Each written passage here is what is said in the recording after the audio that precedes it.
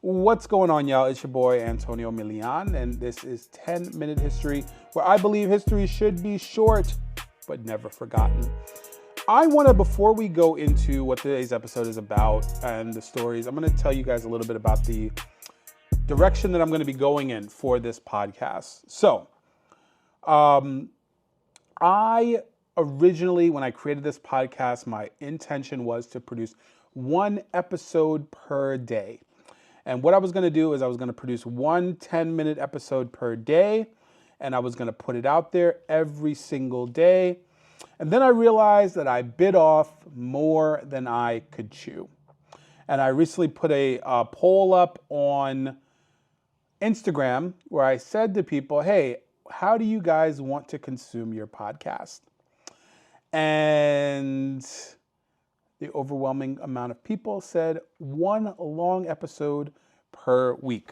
So I'm not gonna do nothing crazy like change the name of the podcast, but what I will do is I will make one long episode per week, and I will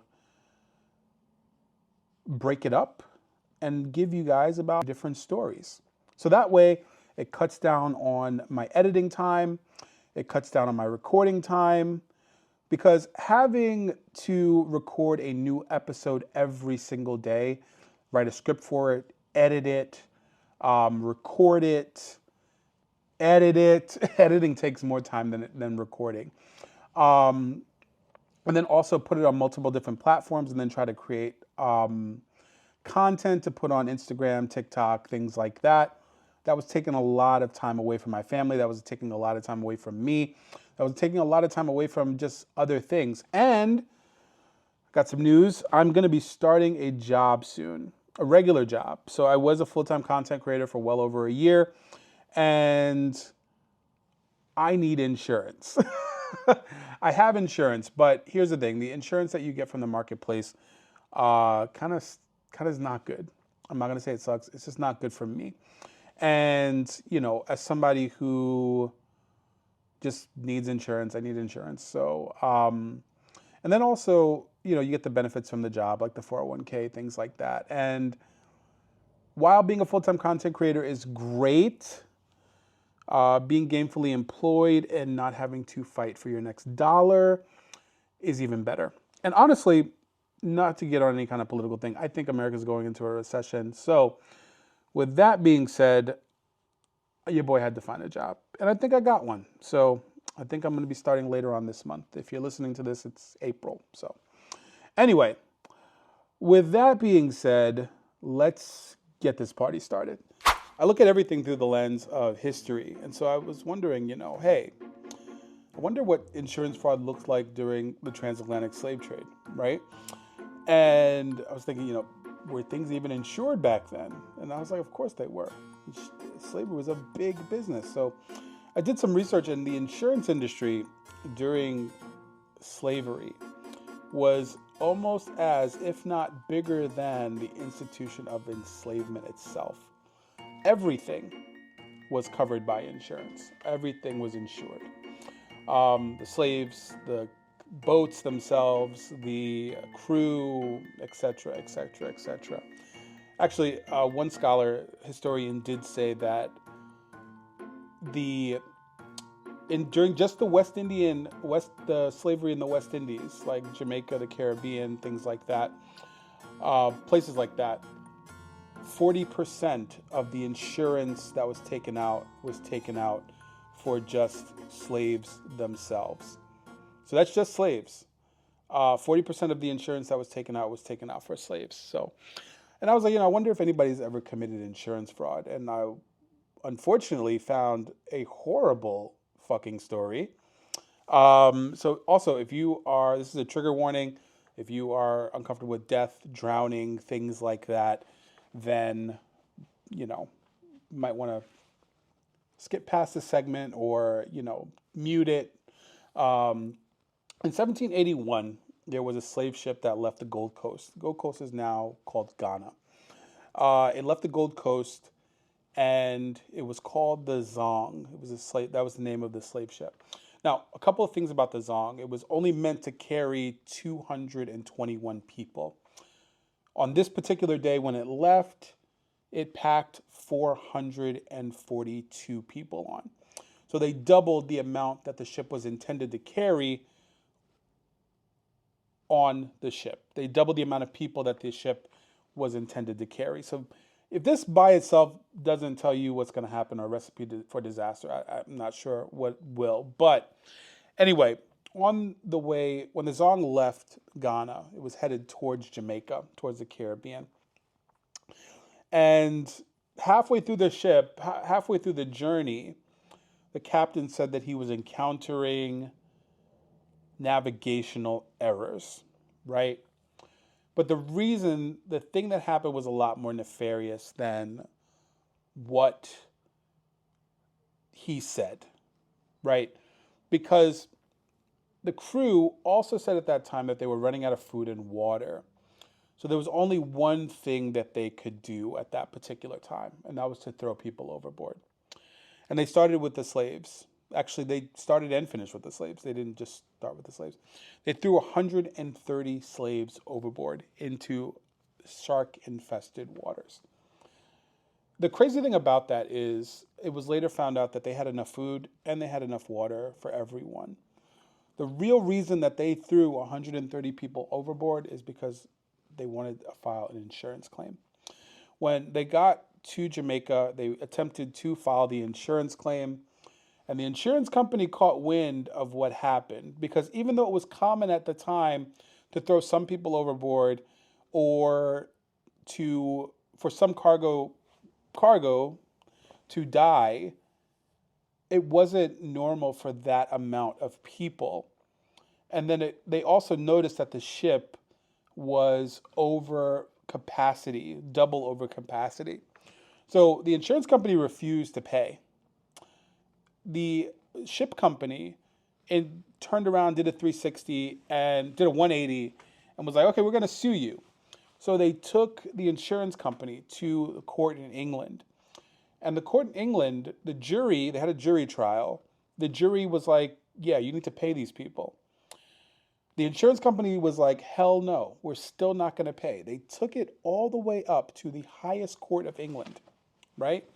And when they took it up to the highest court of England, the court gave a really interesting verdict. Well, actually, they didn't give a verdict at all. They refused to even hear the case.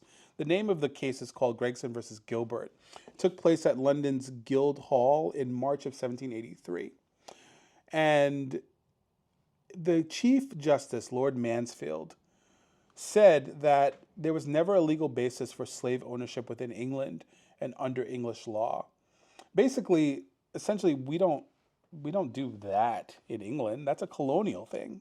We don't do that, and I'm not gonna rule on it. And he noticed that something nefarious had gone on with the ship, both it being over capacity, navigational errors, and the fact that he believed that this was just a massacre masqueraded as a navigational error. And he said there should be a retrial because of the new evidence, and he suggested that the captain and crew had been at fault. Basically, take that back to the colonies and figure it out there. So it appeared that no trial ever took place and the ship owners never got paid. Now, a free man that was from West Africa, Olaudah Equiano, he was also an abolitionist living in England. He tried unsuccessfully to have the captain and the crew prosecuted for murder. But like I mentioned, he was unsuccessful in that. Now, also, because of the pressure from abolitionists after hearing about the Zong, the British Parliament passed the Slave Trade Act of 1788. It was the first law that was ever instituted to regulate the slave trade. And it limited the number of slaves per ship. And in 1791, Parliament prohibited insurance companies from reimbursing ship owners when enslaved Africans were murdered by being thrown overboard. One of the phrases I hate is the phrase, "we are not our ancestors," because if we look at the history of our ancestors, a lot of our ancestors, I mean, not everyone's ancestors, but a lot of our ancestors were very resilient. You don't get to survive slavery, Jim Crow, and just consistent disrespect and disenfranchisement without being resilient and having the wherewithal mentally and physically to keep yourself together. Now, one of those men that was resilient and is an ancestor is a man by the name of Robert Smalls. He worked on a Confederate warship, and one day, while everyone was sleeping, he stole it. Not only did he steal it, he used it to rescue his family. Now, Robert Smalls was born on April 5th, 1839 in Beaufort, South Carolina. He was enslaved at birth. He never knew freedom growing up in his adolescence or childhood. He grew up doing odd jobs in Charleston, where he showed an early skill for navigation, ship handling, shipbuilding, and understanding coastal geography. By his late teens, he was hired out to work on docks and eventually assigned to the CSS Planter, a Confederate transport ship. Now, this was during the Civil War, and this was at the cusp of the nation being torn apart because of the institution of slavery. In 1856, at just 17 years old, Smalls married Hannah Jones, a woman 9 years older who was also enslaved. She already had a daughter from a previous relationship. Together, they had 2 children. Smalls was obsessed with buying his family's freedom and even tried to save money. But to buy them for $800, he even tried to save money to buy them for $800, which was the price for freedom back then. The plan didn't work. The man who owned his wife never wanted to sell her. And there was even some intention of him selling her to someone else just so Robert Smalls couldn't buy her freedom. In the middle of the Civil War, Smalls is working aboard the Planter, the ship, the Confederate supply ship used to deliver ammo, weapons, and even mines to forts around Charleston. Smalls is basically second in command of the ship, and he knows all of the signals, the routes, and the travel patterns. On May 12th, 1862, white officers go ashore for the night. And this was a genius move for him, not for them. So Smalls hatches a plan with other enslaved crew members, and they've been talking about this for weeks. Around 3 o'clock in the morning, on May 13th, Smalls put on his Confederate captain's uniform and hat and steps into the pilot's position. With a fake mustache made of coal soot and nerves of steel, he steers the ship past 5 Confederate checkpoints, including one of the largest, Fort Sumter. The guards wave him through. Why? Because he had hand signals and whistle codes from watching the captain.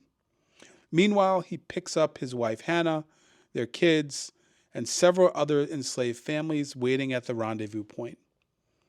Once he clears Confederate waters, he raises the white flag, literally a bedsheet, and surrenders the Planter to the Union Navy. The Union officers are like, "What? You did what?" And Smalls is like, "You're welcome." The Union is so impressed, they give Smalls $1,500 as a reward. Now, that's $50,000 in today's money. Lincoln uses Smalls' escape as propaganda to prove that formerly enslaved men are smart, brave, and capable, and that no one under their right mind wants to be enslaved. And this helps pave the way for dozens of black soldiers that enlist in the Union. Smalls becomes a recruiter for the Union Army and helps raise thousands of black soldiers, especially in South Carolina. He personally pilots 17 missions, guiding Union ships through dangerous southern waters. He's shot at, chased, and never flinches. After the war, Smalls buys his former enslaver's house. Yes, you heard that right. He bought the house of the man who used to own him as property. And he lets the widow of his former enslaver live there rent-free. He becomes a business owner, a newspaper founder, and one of the most important black politicians in Reconstruction. He served in the South Carolina House and Senate, then 5 terms in the U.S. House of Representatives. He advocated for public education, black civil rights, and fighting the KKK. In 1895, when white politicians rewrote the South Carolina Constitution to disenfranchise black voters, Smalls said, "My race needs no special defense. The past history of them in this country proves them to be equal of any people anywhere." So yeah, Robert Smalls didn't just escape slavery. He outsmarted the Confederacy, freed his family, saved lives, and then came back to run the fucking government. If this man isn't in every U.S. history textbook, then I don't know who should be. This wasn't just a war story. It was the ultimate flex. Salute to Captain Smalls. And you're right, we're not our ancestors. They were a lot better. What I find really interesting about history in general is that when people at the time didn't fit a specific narrative, what they wanted the world to see, they would just often just throw them to the back burner. They wouldn't pay any mind to them. They wouldn't give them the time of day. And if they did something that was memorable, they would often thank them, but then kind of like sweep their accomplishments under the rug. And the perfect example of this is Claudette Colvin. Before Rosa Parks, there was Claudette Colvin. And before Rosa Parks refused to give her her seat, the 15-year-old black girl, Claudette, in Montgomery, did it first. And she didn't just sit, she fought back. And while history hit the snooze button on her story, she was the spark that lit the fire. She was born in 1939 in Montgomery, Alabama. She was raised by her great aunt and great uncle, working class black people trying to survive in the Jim Crow South. She grew up in the segregated neighborhood of King Hill. From early on, Claudette was sharp, outspoken, and deeply affected by racism. She attended Booker T. Washington High School, where she learned about black history pioneers like Sojourner Truth and also Harriet Tubman. Now, these women became her mental hype team. Claudette boards in 1955, March 2nd, 1955, Claudette boards a Montgomery bus after school. She sits in the colored section. As two white passengers get on, the bus driver tells her and three other black teens to give up their seat. The others get up, but Claudette does not. She said she felt the presence of Harriet Tubman and Sojourner Truth telling her, "You better sit your butt right there." Cops are called, she's forcibly removed, handcuffed, and arrested. Not just for violating segregation, but also assaulting an officer, which she denies. She said, "It felt like Sojourner Truth was pushing me down on one shoulder and Harriet Tubman was pushing me down on the other." Now, Claudette wasn't chosen to be the face of the movement, and that's one of the most complicated things. Claudette was just a teenager, 15 years old. That alone made her too young in the eyes of the male-dominated movement. A lot of people believe that is because she was dark-skinned and not polished enough for public image. Shortly after her arrest, she also became pregnant by an older, many to believe married man, and that cued a lot of moral judgment from black leaders that lended themselves to be a little bit more conservative, or a lot more conservative, depending on who you ask. Civil rights organizations like the NAACP wanted someone who was respectable, married, and middle-aged, and could withstand the media spotlight. So 9 months later, when Rosa Parks, an NAACP secretary, refused to give up her seat, the movement was ready to rally. Parks had the credentials, the calm demeanor, and no quote-unquote scandal attached to her.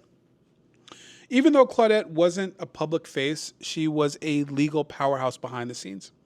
She was one of the four plaintiffs in the Browder versus Gale lawsuit, a case that ultimately struck down bus segregation in Alabama. The ruling came in 1956 and officially ended segregation on public buses. She testified in open court at age 16, facing racist lawyers and hostile questions, but never backed down. Without Claudette, there might not have been a legal victory to match the protest and the boycott. Now, after the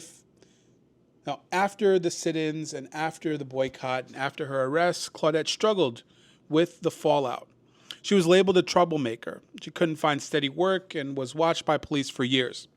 Eventually, she moved to New York City, became a nurse's aide, and worked in healthcare for over 30 years. She lived a quiet life in the Bronx, raising her 2 sons. It took decades before she started getting recognition that she deserves. In the later years, civil rights historians began telling her story.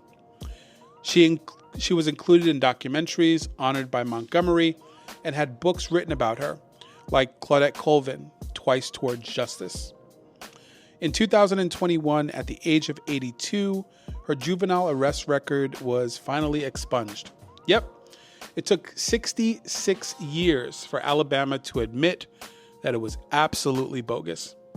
Today, as the time of this recording, she's still alive, still speaks out and reminds people that history forgot her, but she never forgot the cause. And that's our episode for today. I'm your host, Anthony Milian. I really hope that you enjoyed today's episode. If you did, don't forget to give me 5 stars on wherever you're listening. Also, leave a comment below. I'm always open to feedback, and I'm always open to any kind of criticism or anything you want to hear in the future that will make this podcast better. Again, thank you guys so much for listening. Take care of yourselves and each other.